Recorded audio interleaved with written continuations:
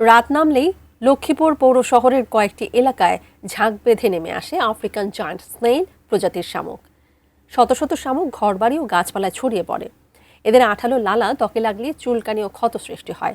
রক্ষা পাচ্ছে না গাছের পাতা ও ফলমূল। শামুকের উপদ্রবের সংবাদ জানিয়েছেন লক্ষ্মীপুর প্রতিনিধি মেহরাজ উদ্দিন রবিন।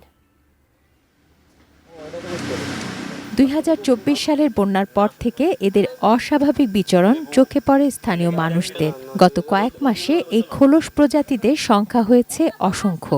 সাধারণত রাত নামলেই শুরু হয় এদের উপদ্রব। রাস্তাঘাট, বাড়ির উঠান, বাগান আর গাছে গাছে এরা ছড়িয়ে পড়ে, আবার দিনের আলো ফুটতেই অদৃশ্য হয়ে যায়।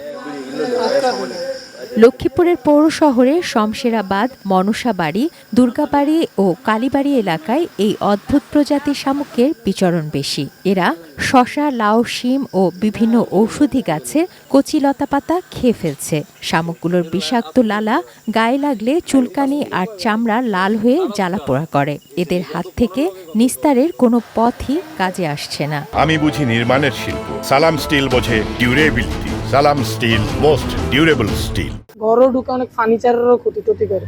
এই যে স্বাভাবিক শামুক তো কোনো ক্ষতি করে না, এগুলা মানে বিষাক্ত, আর এগুলো অজস্র ডিম দেয়, অজস্র বাচ্চা। রসালো যে ডোয়াগুলা এবং কি ফলগুলা ওগুলা তারা খেয়ে ফেলে, খেয়ে তারা শুকনা করে ফেলে। কৃষি কর্মকর্তারা এদের আফ্রিকান জায়ান্ট স্নেইল বলে শনাক্ত করেছেন। পরিত্রাণের জন্য ডিমের খোসা ও কাঠের গুঁড়ো বাড়ির আঙিনায় ছিটিয়ে রাখার পরামর্শ দিচ্ছেন। গাছের গোড়াতে যদি কাঠের যে ছাই আছে, কাঠের গুঁড়া, ডিমের যে খোসা আছে, এগুলো যদি গাছের গোড়া থেকে একটু দূরে ছিটিয়ে রাখে, তাহলে শামুকগুলো কিন্তু এই রুক্ষ যে পরিস্থিতি আছে, এই রুক্ষ পরিস্থিতি অতিক্রম করে গাছের কাছে যেতে পারবে না।